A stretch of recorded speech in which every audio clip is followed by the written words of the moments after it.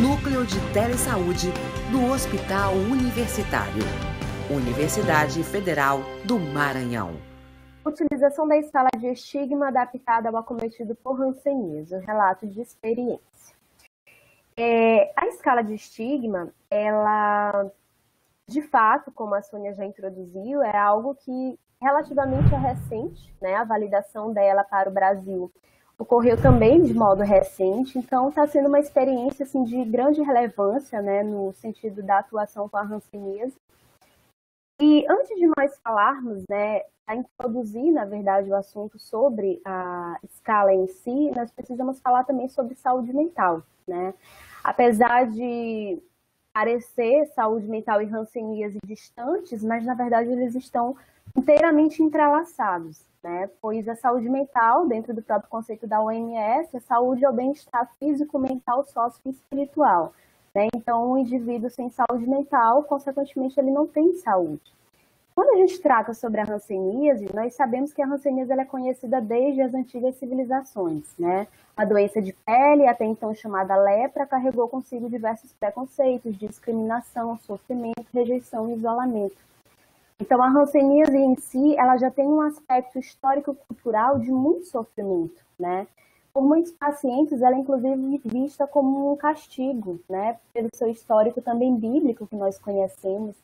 Então, consequentemente, um paciente, quando ele recebe esse diagnóstico, ele sofre, né, essas consequências, tanto nos aspectos clínicos, psicológicos e emocionais. Então, a hanseníase, por ser uma doença infecto-contagiosa, com um grande potencial de consequências, né, no sentido das sequelas, né, das incapacidades, então esse paciente ele acaba sofrendo toda essa preocupação de como vai ser, né, como será esse adoecimento, os riscos que ele poderá ocorrer durante esse tratamento, de que forma a sociedade irá me aceitar, e como eu também estou lidando com esse processo de aceitação, né, autoaceitação.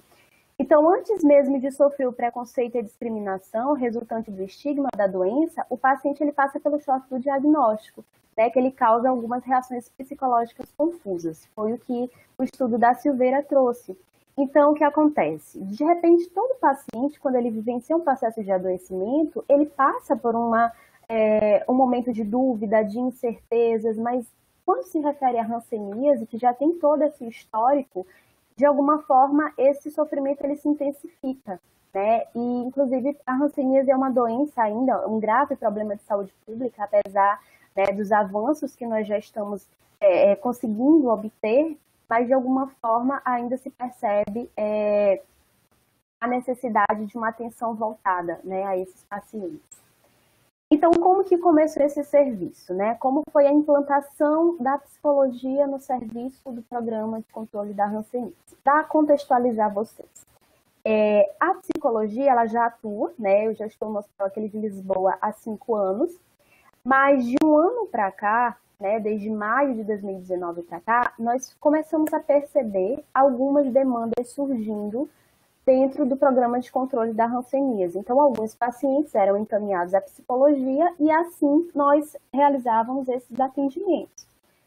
Posteriormente a isso, né, houve um treinamento do Ministério da Saúde que foi realizado junto a Ellen Xavier, que, por sinal, é a pessoa a qual trabalhou na sua dissertação, né, a validação dessa escala aqui para o Brasil, junto com a professora Jaqueline Caracas e toda uma equipe do Ministério da Saúde. Então, nós fomos, alguns profissionais foram treinados, né, para a aplicação dessas escalas. E diante dessas demandas que já estavam existindo com o treinamento a partir do Ministério, nós resolvemos, então, designar um dia, né, para atendimento das demandas do PCH, né, do Programa de Controle da Hanseníase. E tudo isso iniciou em maio de 2019. Os instrumentais inicialmente utilizados foram a escala de participação, que também já é uma escala teoricamente conhecida, né, que ela avalia exatamente a questão da participação social dos pacientes. Ela é aplicada em pacientes maiores de 18 anos que se encontram em registro ativo, ou seja, que estão em tratamento da hanseníase. E a escala EMIC-AP. AP se refere à escala aos pacientes que possuem o diagnóstico de hanseníase, porque também dentro da EMIC existe uma escala voltada à comunidade, ou seja, as pessoas que não foram afetadas pela doença. A escala EMIC, voltada a esses pacientes de hanseníase, ela é aplicada nos pacientes maiores de 18 anos, que estão a partir do segundo mês de tratamento, ou seja, a segunda dose, que estão em tratamento de quadro reacional, ou mesmo aqueles que estão na questão de pós-alta, né, que já finalizaram o seu tratamento, mas ainda assim comparecem à unidade para avaliação médica. E aí o que acontece? Diante dessas demandas que foram surgindo, da aplicação das escalas, né, de tudo aquilo que foi surgindo a partir dessa atuação, nós chegamos à conclusão, né, junto à coordenação, à direção, à coordenação do programa de hanseníase, à supervisão da reabilitação, de que seria interessante, talvez, colocar a psicologia pela manhã para atender exatamente, para funcionar junto ao programa de hanseníase. E assim ficou, né? Então, às segundas e quintas-feiras, normalmente é realizada a psicoterapia com esses pacientes do programa e também o acolhimento. O que se refere ao acolhimento? É, no caso, aqueles pacientes que chegam, por exemplo, para diagnóstico, né? São pacientes que já iniciaram o tratamento, mas ainda estão naquele processo ali de aceitação ou mesmo de negação, enfim. A gente vai dar esse suporte a esse paciente inicialmente. Às quartas e sextas-feiras, né, que também são realizadas aplicações dessas escalas. Então, normalmente nesses dias, que são os dias que nós temos demandas maiores de atendimento, pacientes que também vêm dos interiores, então são realizadas as aplicações dessas escalas. E também é realizado o acolhimento conforme a demanda que surge no momento, tá? A terça-feira é um dia que eu estou na internação, por isso é um dia que não está mencionado aí nessa rotina. E aí, para fins de ilustração, eu trouxe para vocês a escala de participação, né, que é esse instrumental. Não está sendo possível realmente visualizar de forma nítida, mas para vocês terem uma visualização, né, de como é essa escala, que também daria uma outra palestra, né, por também ser uma escala assim, de grande relevância. Mas vamos agora, então, adentrar, né, na escala de estigma para pessoas acometidas pela hanseníase. Antes de falar dessa escala, é importante compreender, né, pelo menos tentarmos compreender um pouco mais sobre o conceito de estigma. É um conceito um tanto quanto difícil, né, na sua elaboração, no sentido de que é algo que acaba não sendo tão palpável, né? Eu até diria que o estigma é um fenômeno, né? Para além de um conceito, é um processo que esses pacientes eles acabam vivenciando. Então, o estigma ele é um processo tipicamente social, né, que se remete às percepções e atitudes negativas frente a pessoas que apresentam uma condição ligada à perda de status e depreciação. Então, o estigma, ele é como se fosse uma visão negativa, uma visão pejorativa em relação a um determinado grupo, a um determinado indivíduo. E quando se refere a um processo de adoecimento, né, quando se refere à saúde, muitas vezes esse paciente ele é visto como impotente, como incapaz, né? Ele entrou em um processo de adoecimento que, dali, ele está diante de uma impossibilidade, né, das suas funcionalidades. Então, a hanseníase ela acaba trazendo essa visão, acaba trazendo esse aspecto, né, que, consequentemente, é de grande sofrimento a esses pacientes, né? Então, a escala EMIC, ela funciona como uma entrevista semi-estruturada, voltada para a investigação de percepções, crenças e práticas relacionadas à doença.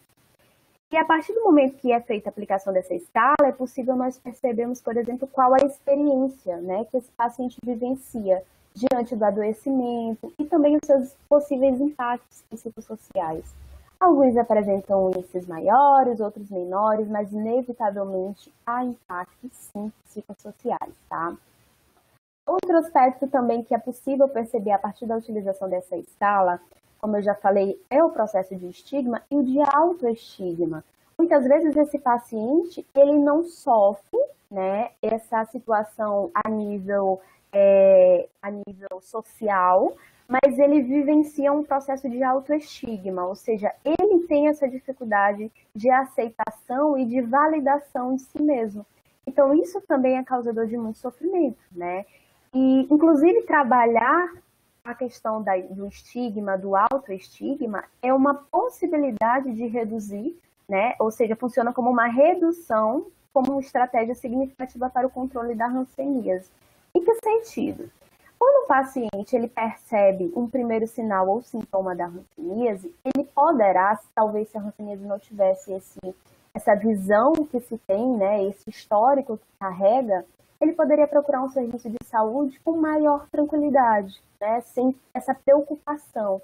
Mas quando esse paciente ele tem conhecimento de todo o aspecto que a hanseníase traz, e muitas vezes até a própria falta de conhecimento, né, que existe tratamento, que existe cura e todas as outras questões, isso acaba reduzindo o comparecimento desses pacientes ao serviço de saúde. Então, muitas vezes, eles preferem evitar buscar o diagnóstico, buscar o tratamento, por conta de tudo aquilo que ele irá enfrentar, né? E isso, consequentemente, traz, né, aí o aumento dos índices dos diagnósticos, né? E, consequentemente, também o grau de prejuízo, né? O grau de sequelas, de grau de incapacidade, uma vez que esse paciente ele procura o serviço tardiamente. E aí, eu apresento a vocês, então, a escala, tá? Essa é a escala EMIC. Não sei se está possível vocês perceberem, visualizarem bem, mas ela também está disponível, tá? No final eu vou apresentar a vocês as referências, então qualquer pessoa consegue acessá-la na internet. E essa escala ela é composta por 15 perguntas, tá? Onde é possibilitado 4 tipos de respostas. Então, essa é uma escala estilo Likert, ou seja, ela te dá a possibilidade de mensurar uma resposta mais próxima daquilo que o paciente percebe. Então, temos como resposta sim, possivelmente, não tenho certeza ou não. Dentro dessas respostas, o sim equivale a 3, possivelmente 2, não tenho certeza 1 e não 0. Então, ao final, nós podemos ter um score que varia de 0 a 45 pontos. Apesar de nós não termos uma legenda, né, algo que já defina uma classificação a esse paciente, mas subtende que a cada paciente que é aplicada a escala e o score dá um valor elevado, né, consequentemente ele sofre mais danos, mais prejuízos relacionados ao processo de estigma, tá? Então, esse é o modelinho da nossa escala. E assim, iremos agora pensar, né? Quais são as habilidades importantes para essa aplicação? Ao olhar um instrumental desse, se faz necessário pensar que não é simplesmente aplicá-lo de qualquer forma. Todo o processo de validação de uma escala, ela leva anos, né? Um período longo de estudo, de tradução, até porque a EMIC já é uma escala que também é aplicada em outras doenças. Ela já vem de um estudo, inclusive, realizado na Índia, tá? Com saúde mental e hanseníase. Então, para ela ser utilizada aqui no Brasil, foi necessário passar por um processo de validação, né? E também a tradução transcultural, né? Então, trazer lá de outros países, traduzindo para a nossa realidade. Então, esse processo de validação, para essa escala, na verdade, ela ter o valor, né, ter realmente um resultado fidedigno, é necessário que seja utilizada de forma correta, tá? Dentro das orientações que o guia de aplicação das escalas nos concede. Então, quais são as habilidades importantes? Tá? Primeiramente, um espaço reservado que disponha de conforto e privacidade. É importante pensar que essa escala ela irá suscitar muitos aspectos vivenciados por esse paciente, desde as questões emocionais, sociais, culturais. Então, ele precisa de um espaço confortável para adentrar em aspectos pessoais, subjetivos, né? Outra questão, dispor de linguagem acessível, né? Então, apesar da escala ela ter uma linguagem acessível, mas é importante que esse profissional ele também consiga explicar, né, de uma forma clara, tranquila, e que também seja acessível à realidade daquele paciente. A empatia, a ética, respeito também à autonomia do paciente durante a aplicação. Afinal de contas, poderá ocorrer de o paciente negar, né, fazer a aplicação da escala, ou ele poderá resolver não responder determinada pergunta, e isso é um direito que precisa ser respeitado, né? Afinal de contas, estamos tratando um ser humano, um indivíduo, né, e ele precisa desse respeito diante das suas diferentes demandas. É importante também a orientação sobre a finalidade da escala e as opções de respostas, Ou seja, não é simplesmente você chegar para o paciente e dizer, eu vou aplicar uma escala com você, né? Você precisa explicar a finalidade, né? Orientar esse paciente, né? Que aquele serviço está funcionando com o objetivo de avaliar os aspectos relacionados ao estigma, ao preconceito, ao sofrimento que ele possa estar vivenciando. E a partir disso, ele será conduzido, né, às necessidades conforme ele apresentar. E também é necessário explicar as opções, as respostas, né? Então, você pode me dizer sim, possivelmente, não tenho certeza, ou não. Lembrando que não existe resposta errada, existe a sua opinião a respeito da determinada pergunta. É importante também a disponibilidade, né, para esclarecimentos durante a aplicação. Então, você orienta o paciente que qualquer dúvida que ele apresentar, ele poderá, né, tirar essa dúvida, fazer alguma pergunta. Também fazer a descrição da pergunta do modo como estão na escala. Então, como eu expliquei para vocês, durante esse processo de validação, fica claro que para essa escala de fato ter o seu valor, ela precisa ser aplicada exatamente como se encontra, tá? Então, é importante também evitar a indução de respostas, tá? Então, o que seria essa indução de respostas? Um simples comportamento verbal, ele pode alterar a resposta desse paciente. Então, um olhar, né, um levantar de sobrancelha, qualquer atitude de forma verbal, ou mesmo que você julgue que o paciente já tenha dado a resposta, é importante evitar, né, porque, de fato, a resposta precisa sair a partir da referência do paciente, não do profissional. Verificar a compreensão e não alterar a sequência, né? Então, é importante que ele tenha compreendido a pergunta e que se não altere, né? Por mais que ele já tenha respondido em alguma pergunta anterior àquela resposta, mas é importante novamente você repetir para que, de fato, ele tenha compreendido aquela pergunta. Atenção às indecisões diante das respostas, então se ele ficar na dúvida, é importante que você novamente repita as opções, então você acredita que é possivelmente ou não tenho certeza, né? É importante fazer com que ele realmente chegue à conclusão por si só. Atenção também às respostas emocionais, né? Eu diria que esse é um dos pontos mais interessantes a respeito da aplicação da escala, que é você fazer o registro do que o paciente apresenta. Ele chora? Ele fica triste, ele fica calado, né? Ele se irrita. Isso tudo precisa ser observado, porque a partir daquilo que o paciente apresenta, você vai fazer o monitoramento, os encaminhamentos, você vai fazer as condutas necessárias, tá? Então, basicamente, essas são as habilidades importantes para a aplicação. E agora, diante dessa utilização dessas escalas, né? O que é possível fazer a partir dessa utilização? Como a Sônia falou no início, é um material novo, né? Então ainda a ser divulgado, a ser treinado junto às equipes, pois ela tem, na verdade, um grande valor, né, no sentido dos atendimentos a esses pacientes.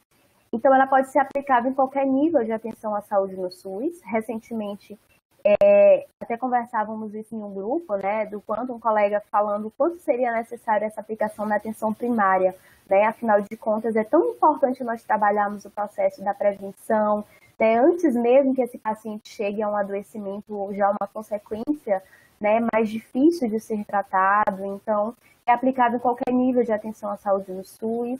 Ela contribui muito para o processo de tomada de decisões com foco na integralidade do cuidado. Então, claro, a partir dos dados que são apresentados, a partir de uma realidade de determinada unidade, é possível que aquela equipe ela possa também trabalhar em prol, com o objetivo de exatamente focar nessa integralidade do cuidado ao paciente, tá? Já existem também várias experiências exitosas com lideranças de movimentos sociais e pesquisadores nos contextos acadêmicos.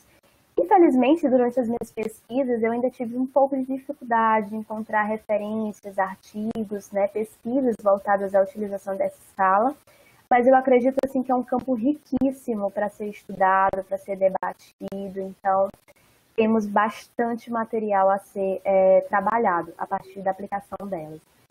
É também necessária a habilitação do profissional para a aplicação, né? Então, normalmente é feito um treinamento para que esse profissional ele possa compreender, né? Ter acesso a esse guia de aplicação, possa ter acesso às escalas, possa ter a experienciação também de ser observado durante a aplicação, assim como nós fomos submetidos durante o processo de treinamento.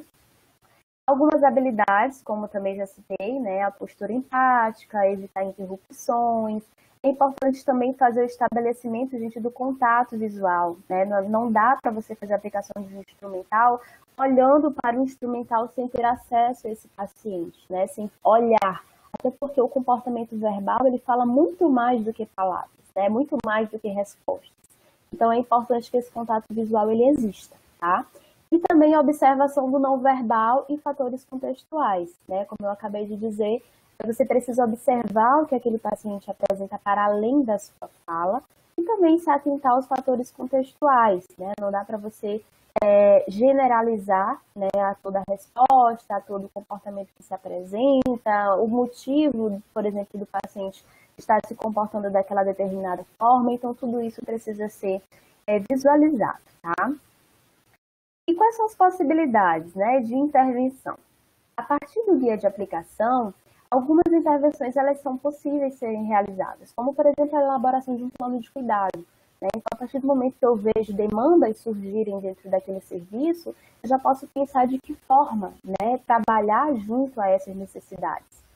Outras questões, as estratégias de informação. Né? Educação em saúde é importantíssima. Então, para além das intervenções, os pacientes eles também precisam ter conhecimento, né? E esse conhecimento ele pode ser possibilitado de diferentes estratégias.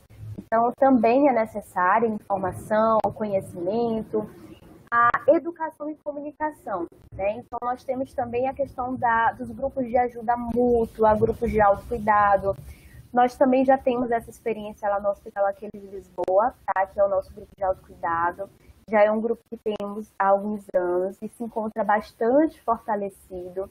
Então, nós conseguimos perceber o quanto essa ajuda mútua ela funciona, né? E mesmo em tempos de pandemia, nós estamos utilizando agora o grupo do WhatsApp, então sempre mantendo esse contato. Então, essa ajuda mútua ela é muito presente e, assim, já é um trabalho incrível. Recentemente foi apresentado, né, pela nossa físio Fabiana Barbosa, e então é uma experiência também muito interessante. E também espaços de fortalecimento e empoderamento individual, né? Pensando nessa intervenção, nós possibilitamos esses pacientes exatamente o processo terapêutico, né? A psicoterapia como essa possibilidade de fortalecimento e também de empoderamento individual, tá? Então, algumas estratégias, algumas possibilidades de intervenção, de algum modo, na nossa realidade já estão sendo utilizadas. E agora eu vou apresentar para vocês alguns indicadores, tá? Alguns dados que são possíveis já percebermos diante desse um ano já de aplicação. Então, diante disso, né, do ano de 2019 para cá, nós já temos um total de 398 aplicações da escala ENIC, tá? Então já é um número bem significativo em relação a essas aplicações. Eu trouxe também para vocês a aplicação da escala de participação, né? Nós temos um total de 74 aplicações realizadas entre 2019 e 2020. É um número um pouco menor pelo fato de ser restrito aos pacientes que estão em registro ativo, e muitas vezes esses pacientes eles são logo encaminhados, né? Então acaba que a gente não tem acesso aos outros pacientes para dar continuidade a essa aplicação. Então, nós temos um total de 74. O quantitativo de números de pacientes atendidos entre 2019 e 2020, nós temos um total de 1.402 atendimentos no setor da psicologia, ressaltando que esses atendimentos, eles são pacientes que vêm para o acolhimento, pacientes que vêm para a aplicação das escalas, que retornam, muitas vezes eles são encaminhados para o interior, e eu solicito que esse paciente, durante a consulta, retorne também ao serviço de psicologia para uma reavaliação, né? Então, esses atendimentos, eles são relacionados às diferentes abordagens que o setor da psicologia desenvolve, tá? Junto ao programa de Hanseníase. Atendimentos em menor de 15 anos, né, que também é um outro dado ainda preocupante em relação à hanseníase. Ainda temos muitos casos, né, em pacientes menores de 15 anos. E aí nós temos um total de 57 atendimentos, tá, realizados de 2019 para cá.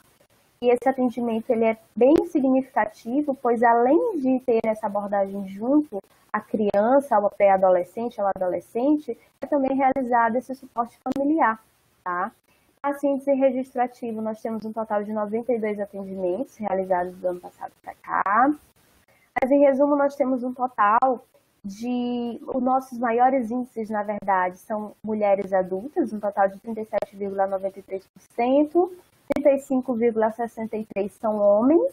Posteriormente a isso, nós temos idosos, adolescentes e crianças. Demandas para psicoterapia. Esse dado também ele é bem interessante. Então, nós temos um total de 240 pacientes que apresentam demandas para psicoterapia. Todos esses pacientes, eles são realmente acolhidos para fazer a psicoterapia? Nem sempre, né? Nós percebemos a demanda, realizamos o encaminhamento, muitas vezes o agendamento no próprio serviço. Nem sempre esse paciente, de fato, ele comparece, ele se mantém, ou mesmo quando ele apresenta melhor, ele acaba também abandonando o tratamento, né? Então, existem muitos poréns aí no que se refere a essa demanda, tá? Mas nós temos um quantitativo bem significativo, tá? De necessidade de acompanhamento psicológico. Os transtornos mentais mais prevalentes, né? Então, eu acredito que não está aqui exatamente como eu coloquei, tá? Eu acho que está tendo algum equívoco por conta do... Enfim. Mas nós temos a grande maioria dos pacientes que apresentam os transtornos mentais, eles estão entre transtorno depressivo, transtorno de ansiedade e transtornos também somáticos, tá? Então, acabam que esses pacientes, eles apresentam, sim, índices elevados de quadro depressivo e ansioso. O comportamento suicida é um outro dado muito importante, mas também muito percebido na nossa atuação. Então, em 2019, nós tivemos aí, por exemplo, no mês de abril, 7 casos relacionados à ideação suicida. E nós tivemos também 3 casos de tentativas, né? Então, esse vermelhinho é representando tentativas, tá? Apesar de lá tá indicando suicídio, mas como eu disse, eu acredito que está tendo alguma alteração aqui na apresentação, mas é relacionado a tentativas de suicídio, tá? Em 2020, nós já tivemos, então, o maior quantitativo foi em janeiro e agora em setembro, com 4 casos de ideação. E tivemos em janeiro e fevereiro alguns registros de tentativas também, tá? Ressalto que esses dados, eles podem, inclusive, estarem subnotificados pelo fato da própria pandemia, né? Durante esse período, apesar do serviço não ter parado, mas nós tivemos também um quantitativo considerado alto, tá, em relação a essa temática. E aí, gente, o que é possível perceber a partir da utilização dessas escalas, né? Quais são as análises? Inicialmente, há uma resistência, tá, inicial devido ao serviço da psicologia. Então, a psicologia, ela também enfrenta um preconceito muitas vezes, porque o paciente, ele acaba julgando, né, acaba perguntando, mas por que na psicologia? Eu não tenho nenhum problema mental. E aí é necessário que o profissional já faça aquele acolhimento, né, tenha empatia, faça a orientação, né, de qual a finalidade daquele serviço, qual o objetivo, por que a psicologia é importante. Afinal de contas, não adianta você realizar o tratamento clínico se você também não cuidar da saúde mental. Os fatores emocionais, eles também colaboram para o adoecimento físico. Então, essa orientação é importantíssima a ser feita, tá? Um outro ponto observado, a escala é um instrumental objetivo, mas possibilita acesso a aspectos subjetivos. Né? Então, por mais que você faça perguntas semi-estruturadas e tenha respostas também já designadas, mas você consegue ter acesso a muitos aspectos que são subjetivos. Né? Como eu falei, o próprio comportamento verbal, o que vem, né, para além dessas respostas. Então, também são pontos bem presentes durante esse atendimento. Análise do score, principalmente dos aspectos suscitados no momento da entrevista. Então, a partir do resultado desse score, é possível você perceber se esse paciente vivencia realmente esse sofrimento emocional, esse sofrimento relacionado ao estigma, né? E de que forma também ele lida com isso, quais as estratégias estão sendo utilizadas. Enfim, há uma infinidade de possibilidades para você trabalhar junto a esse sujeito, tá? Sensibilização também da importância do acompanhamento psicoterápico e encaminhamentos. Então, ali, mais uma vez, puxando, né, um pouco para a psicologia, é a oportunidade que nós temos também de falar, né, da importância da saúde mental, do atendimento psicológico. Não necessariamente você precisa ter um transtorno grave para que você possa buscar o acompanhamento psicológico. Então, isso é uma possibilidade também bem interessante. E qual o perfil psicológico desses nossos pacientes, né? O que é possível perceber a partir dessa minha experiência durante esse período? Pacientes com sequelas, eles apresentam histórias elevados relacionados ao estigma e participação social. Então, muitas vezes, esses pacientes que já apresentam sequelas, né, que de alguma forma gera um impacto social na sua fisionomia, na sua aparência física. Então, isso acaba colaborando para score elevado no sentido do estigma. Afinal de contas, ele acaba sofrendo a questão do preconceito, muitas vezes da exclusão social, pela sua deformidade, né, pela sua aparência física. Então, isso é um ponto observado. Pacientes que possuem o processo de autoconhecimento e autoestima em desenvolvimento, eles demonstram melhor enfrentamento e autocuidado. Então, é interessante porque aqueles pacientes que já possuem uma abertura, né, ao processo de autoconhecimento, já conseguem lidar um pouco melhor com as suas emoções, já têm uma autoestima trabalhada, eles conseguem fazer um melhor enfrentamento, uma melhor adesão ao tratamento, conseguem desenvolver a questão do autocuidado, que são as orientações que também a psicologia acaba reforçando, né, já que os outros setores também acabam passando essa orientação.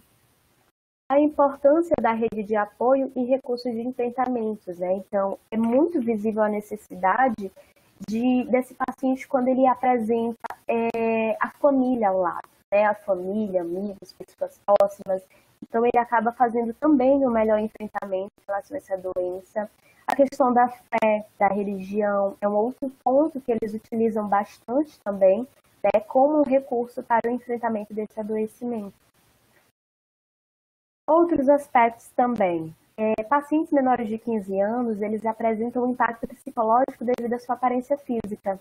Tá? Então, aí entra a necessidade de orientação aos pais responsáveis. Muitas vezes as crianças, elas não têm aquele discernimento, né, na questão de evitar expor, né, aquela outra criança. Então, muitas vezes eles vão para a escola e lá o coleguinha chega, por que tu estás com essa mancha? Por que tua pele está escura? E até a criança, já é difícil para ela lidar com o seu sofrimento, imagine ter que lidar com a demanda que vem do outro, né, com aquelas perguntas, com aqueles questionamentos. Então, é de grande relevância também esse suporte familiar, uma vez que você vai orientar esses familiares de que modo lidar, de que modo agir, como lidar com as expressões emocionais que possam suscitar, né, a partir do processo de adoecimento. Outra questão também observada, a resistência na aceitação dificulta o processo de tratamento e alta. Então, eu já atendi muitos pacientes que apresentam uma resistência grande em aceitar o diagnóstico, né? E, como consequência, são pacientes que muitas vezes apresentam resistências a medicações, né? Dificuldade de comparecimento para as consultas, uma evolução mais lenta. Então, isso é um ponto bem percebido durante a minha atuação. Outras questões também que os aspectos emocionais, eles são influenciadores para o surgimento de quadro reacional, né? Já é cientificamente comprovado que o estresse, a ansiedade, ela aumenta o nível de cortisol, automaticamente o cortisol ele diminui a imunidade e, consequentemente, isso pode colaborar, por exemplo, para um aparecimento do quadro reacional, né? Então, saber lidar com esses quadros ansiosos, deprimidos, né, é importante exatamente na prevenção desses quadros. E para chegarmos, né, já ao final da apresentação, é importante também levantar quais são os desafios, né? Pois assim como temos já a prática, mas existem também alguns desafios. E quais são eles? Sempre essa necessidade da conscientização da importância do cuidado com a saúde mental. É um desafio que nós psicólogos enfrentamos, né? No sentido de orientação, de conduzir, de fazer a psicoeducação junto a esses pacientes. ampliar o acesso aos pacientes em registro ativo. Então, um dos nossos objetivos é também ter acesso a esses pacientes que estão em início de tratamento, fazer esse acompanhamento, né, fazer todo esse processo junto a eles, tanto para que seja tratado os aspectos físicos e clínicos, quanto também os aspectos psicológicos e emocionais. Outro ponto também, comprometimento com a psicoterapia. Então, ainda é um desafio, né? Quando esse paciente ele apresenta uma melhora, ele acaba muitas vezes abandonando, né? E aí você tem que ter todo aquele trabalho de orientação a esse paciente sobre a necessidade, né, da continuidade. Acesso aos profissionais encaminhados, então, por exemplo, o psiquiatra, às vezes é muito difícil para eles conseguirem o psiquiatra com facilidade, apesar de ter uma rede, né, de atenção à saúde mental, mas às vezes ainda assim, devido às altas, né, ao quantitativo de demandas que esses serviços recebem, esse paciente acaba tendo uma dificuldade, muitas vezes desistem, né, e isso impossibilita um tratamento eficaz no sentido da saúde mental. E também a disponibilidade da rede de apoio, né? Muitas vezes eles, infelizmente, não têm um suporte familiar, não tem alguém para dar esse apoio e isso também, de algum modo, compromete bastante o nosso atendimento, certo? Então, gente, acredito que finalizo por aqui, tá? A apresentação.